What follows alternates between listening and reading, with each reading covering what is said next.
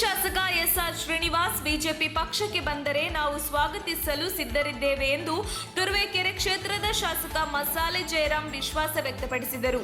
ಗುಬ್ಬಿ ತಾಲೂಕಿನ ಕಡಬ ಹೋಬಳಿಯ ಮಳೆಕಳ್ಳಹಳ್ಳಿ, ಪೆದ್ದನಹಳ್ಳಿ, ಕೆಮತ್ತಿಘಟ್ಟ, ಕಲ್ಲೂರು ಕ್ರಾಸ್ ಮತ್ತು ಸಿಎಸ್ಪುರ ಹೋಬಳಿಯ ಯರನಹಟ್ಟಿ ಮತ್ತು ಜನ್ನೇನಹಳ್ಳಿ ಗ್ರಾಮದಲ್ಲಿ ಗ್ರಾಮೀಣಾಭಿವೃದ್ಧಿ ಪಂಚಾಯತ್ ರಾಜ್ ಇಲಾಖೆಯು ಕೆಆರ್ಐಡಿಎಲ್ ವತಿಯಿಂದ ಕಾಂಕ್ರೀಟ್ ರಸ್ತೆ ಅಭಿವೃದ್ಧಿ ಕಾಮಗಾರಿಗೆ ಗುದ್ದಲಿ ಪೂಜೆ ನೆರವೇರಿಸಿ ನಂತರ ಮಾತನಾಡಿದ ಅವರು, ಇಂದು ಹಿಂದುಳಿದ ಗ್ರಾಮಗಳ ಅಭಿವೃದ್ಧಿ ದೃಷ್ಟಿಯಿಂದ 2.75 ಕೋಟಿ ವೆಚ್ಚದಲ್ಲಿ ಸಿಸಿ ರಸ್ತೆ ಕಾಮಗಾರಿ ನೆರವೇರಿಸಿದ್ದು, ಸಾಕಷ್ಟು ಗ್ರಾಮಗಳಲ್ಲಿ ಈಗಾಗಲೇ ಅಭಿವೃದ್ಧಿ ಕಾಮಗಾರಿಗಳು ಮುಕ್ತಾಯದ ಹಂತ ತಲುಪಿವೆ. 240 ಹಳ್ಳಿಗಳ ಅಭಿವೃದ್ಧಿಗೆ 36 ಕೋಟಿ ಅನುದಾನ ಬಿಡುಗಡೆಯಾಗಿದ್ದು, ಪುನಃ ಮತ್ತಷ್ಟು ಗ್ರಾಮಗಳ ಅಭಿವೃದ್ಧಿ 15 ಕೋಟಿ ಅನುದಾನ ಬಿಡುಗಡೆಯಾಗಿದೆ. ಕ್ಷೇತ್ರದ ವ್ಯಾಪ್ತಿಯಲ್ಲಿ ಯಾವ ಗ್ರಾಮದಲ್ಲಿ ಕಾಮಗಾರಿ ಬಾಕಿ ಉಳಿದಿದೆಯೋ ಅಂತ ಗ್ರಾಮಗಳ ಅಭಿವೃದ್ಧಿಗೆ ಹೆಚ್ಚಿನ ಆದ್ಯತೆ ನೀಡಲಾಗಿದೆ ಎಂದರು. ತುರುವೇಕೆರೆ ಕ್ಷೇತ್ರದ ವ್ಯಾಪ್ತಿಯಲ್ಲಿ 80% ರಸ್ತೆ ಮತ್ತು ವಿವಿಧ ಕಾಮಗಾರಿಗಳು ಮುಕ್ತಾಯವಾಗಿದೆ. ಉಳಿದ ಕಾಮಗಾರಿಯನ್ನು ಮಾಡುವ ಮೂಲಕ ತಾಲೂಕಿನ ಸಮಗ್ರ ಅಭಿವೃದ್ಧಿಯತ್ತ ಕೊಂಡೊಯ್ಯಲು ನಾವು ಬದ್ಧರಾಗಿದ್ದೇವೆ ಎಂದು ಇಂಗಿತ ವ್ಯಕ್ತಪಡಿಸಿದರು. ಕೇಂದ್ರ ಸರ್ಕಾರ ಆಹಾರ ಪದಾರ್ಥಗಳ ಮೇಲೆ ಜಿಎಸ್ಟಿ ತೆರಿಗೆಯನ್ನು ವಿಧಿಸಿರುವುದು ಜನಸಾಮಾನ್ಯರಿಗೆ ಬಹಳ ತೊಂದರೆಯಾಗುತ್ತಿದೆ. ಕೇಂದ್ರ ಸರ್ಕಾರ ಅತಿ ಶೀಘ್ರದಲ್ಲಿ ಆಹಾರ ಪದಾರ್ಥಗಳ ತೆರಿಗೆಯನ್ನು ಹಿಂಪಡೆಯುವ ವಿಶ್ವಾಸವಿದೆ ಎಂದರು. ಬಿಜೆಪಿ ವರಿಷ್ಠರು ಮುಂಬರುವ 2023ರ ಚುನಾವಣೆಯಲ್ಲಿ ಬಿಜೆಪಿ ಪಕ್ಷಕ್ಕೆ ಹೆಚ್ಚು ಬಹುಮತ ಪಡೆಯುವ ನಿಟ್ಟಿನಲ್ಲಿ ಹಾಲಿ ಬಿಜೆಪಿ ಶಾಸಕರು ಇರುವ ಕ್ಷೇತ್ರದ ವ್ಯಾಪ್ತಿಯಲ್ಲಿ ಬರುವ ಕ್ಷೇತ್ರದ ಶಾಸಕರನ್ನು ಪಕ್ಷಕ್ಕೆ ತರುವ ನಿಟ್ಟಿನಲ್ಲಿ ಮತ್ತು ಪಕ್ಕದ ತಾಲೂಕಿನಲ್ಲಿ ಬಿಜೆಪಿ ಪಕ್ಷವನ್ನು ಗೆಲ್ಲಿಸಿಕೊಂಡು ಬರುವ ಜವಾಬ್ದಾರಿಯನ್ನು ನೀಡಿದ್ದು, ಅದರಂತೆ ಪಕ್ಷದ ವರಿಷ್ಠರು ನೀಡುವ ಜವಾಬ್ದಾರಿ ನಾನು ನಿಭಾಯಿಸಲು ಸಿದ್ಧರಿದ್ದೇವೆ ಎಂದರು. ಪಠ್ಯಪುಸ್ತಕ ವಿಚಾರದಲ್ಲಿ ಕಾಂಗ್ರೆಸ್ ಪಕ್ಷದವರು ವಿನಾಕಾರಣ ಜನತೆಯಲ್ಲಿ ತಪ್ಪು ಸಂದೇಶ ರವಾನೆಯಾಗುವಂತೆ ಮಾಡುತ್ತಿದ್ದಾರೆ. ಇದರಿಂದಾಗಿ ಇವರ ಪಕ್ಷದ ವರ್ಚಸ್ಸು ಇವರೇ ಕಳೆದುಕೊಳ್ಳುವಲ್ಲಿ ಮುಂದಾಗಿದ್ದಾರೆ. ಈಗಾಗಲೇ ಕಾಂಗ್ರೆಸ್ ಪಕ್ಷ ವಿರೋಧ ಪಕ್ಷದ ಸ್ಥಾನವನ್ನು ಕಳೆದುಕೊಳ್ಳುತ್ತಿದೆ. ಪ್ರಧಾನಿ ನರೇಂದ್ರ ಮೋದಿ ಅವರ ಹಲವು ಅಭಿವೃದ್ಧಿ ಆಡಳಿತ ರಾಜ್ಯದ ರೈತರಿಗೆ ಹಾಗೂ ಜನತೆಗೆ ಸಾಕಷ್ಟು ಅನುಕೂಲವಾಗಿದೆ ಎಂದರು. ತುರುವೇಕೆರೆ ಕ್ಷೇತ್ರದ ವ್ಯಾಪ್ತಿಯಲ್ಲಿ ಶಿಥಿಲವಾಗಿದ್ದ ಶಾಲೆಗಳ ಅಭಿವೃದ್ಧಿ ಮತ್ತು 80 ನೂತನ ಶಾಲಾ ಕಟ್ಟಡ ನಿರ್ಮಾಣವಾಗಿದ್ದು, ಉಳಿದಂತೆ 40 ಶಾಲಾ ಕಟ್ಟಡ ಮಂಜೂರಾತಿ ದೊರೆತಿದೆ. ಶಿಥಿಲವಾಗಿರುವ ಕಟ್ಟಡಗಳ ನವೀಕರಣಕ್ಕೆ ಅನುದಾನವನ್ನು ನೀಡಲಾಗಿದೆ ಎಂದರು. ಕಾರ್ಯಕ್ರಮದಲ್ಲಿ ತಾಲೂಕು ಪಂಚಾಯತ್ ಮಾಜಿ ಸದಸ್ಯ ಭಾನುಪ್ರಕಾಶ್, ಸಿಎಸ್ಪುರ ಗ್ರಾಮ ಪಂಚಾಯತ್ ಅಧ್ಯಕ್ಷ ಪಾಂಡುರಂಗಯ್ಯ, ಪೆದ್ದನಹಳ್ಳಿ ಗ್ರಾಮ ಪಂಚಾಯತ್ ಅಧ್ಯಕ್ಷ ನಾಗರಾಜು, ಸದಸ್ಯರಾದ ಕುಮಾರ್, ನಾಗರಾಜು, ಚಂದ್ರಮ್ಮ, ರಾಜು, ಗಂಗಾಧರಯ್ಯ, ಬಸವರಾಜು, ಕರೇಗೌಡ, ಮಾವಿನಹಳ್ಳಿ ಕಿರಣ್, ಗೌತಮ್, ಗುತ್ತಿಗೆದಾರ ಚೆನ್ನಿಗಪ್ಪ, ದೇವರಾಜು, ಬಿಜೆಪಿ ಮುಖಂಡರು, ಕಾರ್ಯಕರ್ತರು ಹಾಗೂ ಇನ್ನಿತರರು ಹಾಜರಿದ್ದರು. ವರದಿ ಮಂಜುನಾಥ್ ಗುಬ್ಬಿ. ಅದಾದ ನಂತರ ಸರ್ಕಾರ ಗಮನದ್ದು ಸುಮಾರು 30 ಕೋಟಿ ವೆಚ್ಚದಲ್ಲಿ ಇಲ್ಲಿ ಒಂದು ಒಳ್ಳೆ ಅದ್ಭುತವಾದ ಒಂದು ರಸ್ತೆ ಮಾಡಿದ್ದೀನಿ ಅನ್ನೋ ನನಗಂತೂ ನೆಮ್ಮದಿಯಿಂದ ತೋರಿಸ್ತದೆ. ಯಾಕೆಂದ್ರೆ ಇಲ್ಲಾಂದ್ರೆ ಈ ಕಡೆ ಆ ಭಾಗದಲ್ಲಿ ಆಗಿಲ್ಲ ಅಂದ್ರೆ ಚುನಾವಣೆಗೆ ಬರಕ್ಕೂ ಆಗ್ತಿರ್ಲಿಲ್ಲ. ಆದ್ರೆ ಇವತ್ತು ಸರ್ಕಾರ ಸನ್ಮಾನ್ಯ ಯಡಿಯೂರಪ್ಪನವರ ಮುಖ್ಯಮಂತ್ರಿಗಳು ಆದ ತಕ್ಷಣವೇ ಶೀಘ್ರಗತಿಯಲ್ಲಿ ಮಂಜೂರು ಮಾಡಿ ನಾನು ಹಣ ಬಿಡುಗಡೆ ಮಾಡಿ ಕೆಲಸ ಪೂರ್ತಿ ಆಗಿದೆ. ಇವತ್ತು ಒಳ್ಳೆ ಗುಣಮಟ್ಟದ ರಸ್ತೆ ಇವತ್ತು ಮಾಡಿ ನಿಂತಿದೆ. ಇವತ್ತು ಈ ಊರಿಗೂ ಸಹಿತ ಸುಮಾರು ಕೆಲಸ ಆಗಿಲ್ಲ. ಈಗಾಗಲೇ 25 ಲಕ್ಷ 30 ಲಕ್ಷ ಕೆಲಸ ಆಗಿದೆ. ಇನ್ನೂ ಸಹಿತ 80 ಲಕ್ಷ ರೂಪಾಯಿ ಅನುದಾನ ಬಿಡುಗಡೆ ಆಗಿದೆ. ಈ ಊರೊಂದಕ್ಕೆ ಸಮುದಾಯ ಭವನ ನಿಧಾನ ಮಾಡ್ತೀವಿ, ಅದು ಕಷ್ಟ ಇದೆ. ಇವತ್ತು ಸರ್ಕಾರದಲ್ಲಿ ಕೋವಿಡ್ ಸಮಸ್ಯೆ 2 ವರ್ಷ ಆದ್ರೆ ಶೀಘ್ರದಲ್ಲಿ ಇನ್ನೂ 80 ಲಕ್ಷ ರೂಪಾಯಿ ಅನುದಾನ ಬಿಡುಗಡೆ ಇದೆ. ಏನು 3 ದೇವಸ್ಥಾನದ ರಸ್ತೆಗಳು ಸಹಿತ ಶೀಘ್ರದಲ್ಲಿ ಅದನ್ನು ಪ್ರಾರಂಭ ಮಾಡ್ತಾರೆ. ಈ ದುಡ್ಡದೆ ಸುಮಾರು 3 ದೇವಸ್ಥಾನಗಳು ಸಹಿತ ರಸ್ತೆ ಮಾಡಿಸ್ಬೇಕು ಅಂತ 40 ಲಕ್ಷ ಅನುದಾನ ಬಿಡುಗಡೆ ಮಾಡಿದ್ದಾರೆ. ಅದೇ ಪೂಜೆ ಮಾಡಿದ್ದಾರೆ. ಅದು ಸಹಿತ ದೇವಸ್ಥಾನಗಳು ಹಾಕ್ತೀವಿ, ಕೂಡಲೇ ಕಾಮಗಾರಿ ತಗೋತಾರೆ.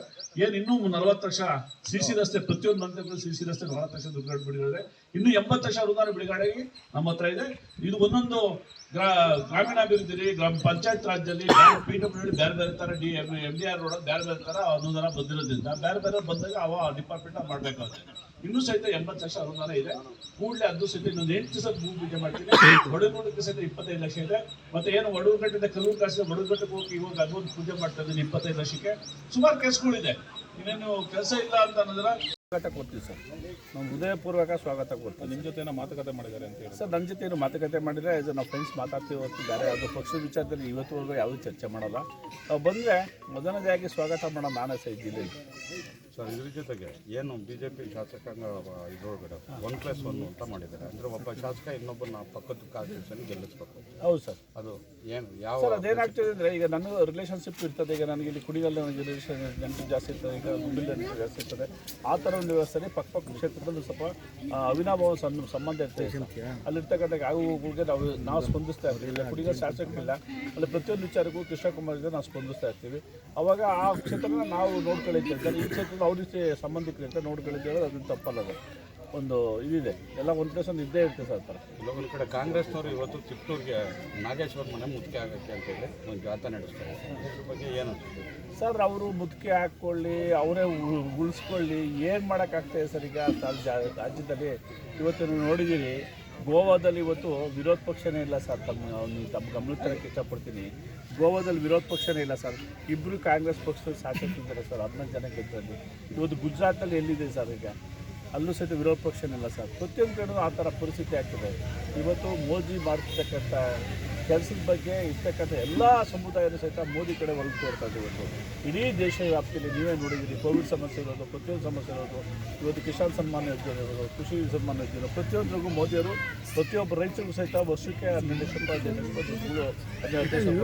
ಅಕೌಂಟ್ ಮಾಡಿದ್ದಾರೆ. ಯಾವ್ದು ಮಾಡಿಲ್ಲ ಹೇಳಿ ಸರ್ ಮೋದಿಯವರು? ಆ ಮೋದಿ ಒಂದು ಇದು ನೆಚ್ಕೊಂಡು ನಮ್ಮ ಪಕ್ಷದ ಸಹಿತ ಸುಮಾರು ಜನ ಶಾಸಕರುಗಳು ಸಹಿತ ಇರ್ತಕ್ಕಂಥ ಶಾಸಕರು ಸಹಿತ ಭಾರತೀಯ ಜನತಾ ಪಾರ್ಟಿ ಕಡೆ ಒಲವು ತೋರ್ತಾರೆ ಸರ್.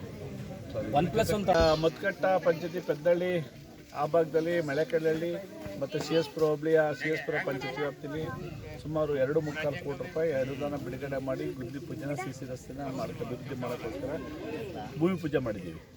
ಯಾಕೆ ಡೈಲಿ ತಾವು ಹೇಳಿದ್ವಿ, ನಾನು ಈಗಾಗಲೇ 2 ತಿಂಗಳ ಮುಂಚೆ ಡೈಲಿ ಒಂದು 2 ಕೋಟಿ ಅನುದಾನ ಬಿಡುಗಡೆ ಮಾಡಿ ಎಲ್ಲ ಊರಿಗೂ CC ರಸ್ತೆ ಚರಂಡಿ ವ್ಯವಸ್ಥೆ ಮಾಡೋಕ್ಕೋಸ್ಕರ ಸರ್ಕಾರ ಅನುದಾನ ಬರುತ್ತಿದೆ. ಈಗ ಅನುದಾನ ಬಿಡುಗಡೆ ಆಗಿದೆ. ಪ್ರತಿಯೊಂದು ಸುಮಾರು 240 ಹಳ್ಳಿಗೆ ಸುಮಾರು 36 ಕೋಟಿ ರೂಪಾಯಿ ಅನುದಾನ ಬಿಡುಗಡೆ ಮಾಡಿಸಿದ್ದೀವಿ. ಸುಮಾರು 240 ಹಳ್ಳಿಗೆ 36 ಕೋಟಿ ಅನುದಾನ ಬಿಡುಗಡೆ ಮಾಡಿಸಿದ್ದೀನಿ. ಇನ್ನೂ ಸಹಿತ 15 ಕೋಟಿ ಬಿಡುಗಡೆ ಆಗಿದೆ. ಒಟ್ಟು 50 ಕೋಟಿ ರೂಪಾಯಿ ವೆಚ್ಚದಲ್ಲಿ CC ರಸ್ತೆಗಳ ಪ್ರತಿಯೊಂದು ಹಳ್ಳಿಗಳಿಗೂ ಹುಡುಕೊಂಡು ಮಾಡ್ತಾಯಿದ್ದೀವಿ. ಅದರೊಳಗಡೆ ಏನು ಇರ್ತಕ್ಕಂಥ ತಾಲೂಕುಗಳಲ್ಲಿ 80% ರಸ್ತೆಗಳು ಹಳ್ಳಿಗಳಿಗೂ ಪೂರ್ತಿ ಅಭಿವೃದ್ಧಿ ಆಗಿರುತ್ತೆ. 80% ಅದು ಹಳ್ಳಿಗಳಿಗೆ ಯಾವುದು ಕೆಲಸನೇ ಇಲ್ಲ. ಆ ಪರಿಸ್ಥಿತಿಲಿ ಕೆಲಸನ ಮಾಡಿದ್ದೀನಿ. ಇನ್ನು 3 ತಿಂಗಳೊಳಗಡೆ ನಾವೇ ಹುಡುಕಿ ಮಾಡಬೇಕಾದ ಪರಿಸ್ಥಿತಿ. ಆ ಥರ ಒಂದು ಕೆಲಸಗಳು CC ರಸ್ತೆ ಮಾಡೋಕ್ಕೆ ವ್ಯವಸ್ಥೆ ಮಾಡಿ ಈಗ ಗುದ್ದಿ ಪೂಜೆ ಮಾಡ್ತಾಯಿದ್ದೀವಿ. ತಕ್ಷಣ ಬೇಕಾಗಿದ್ದಾರೆ. ತುಮಕೂರಿನ ಹೆಸರಾಂತ ಕಂಪನಿಯಲ್ಲಿ ಗುತ್ತಿಗೆ ಕಾರ್ಮಿಕರಾಗಿ ಕೆಲಸ ಮಾಡಲು ಯುವಕರು ಮತ್ತು ಯುವತಿಯರು ಬೇಕಾಗಿದ್ದಾರೆ. ಲೋಡಿಂಗ್ ಮತ್ತು ಅನ್ಲೋಡಿಂಗ್ ಕೆಲಸ ಮಾಡುವವರು ಬೇಕಾಗಿದ್ದಾರೆ. ವಿದ್ಯಾರ್ಥಿ SSLC, PUC, BSc pass file. ನೇರ ಸಂದರ್ಶನ ಇರುತ್ತದೆ. ESI ಮತ್ತು PF ಸೌಲಭ್ಯ ಇರುತ್ತದೆ. ಆಸಕ್ತರು ಕೂಡಲೇ ಸಂಪರ್ಕಿಸಿ. Naveen GL, phone number 9743103968.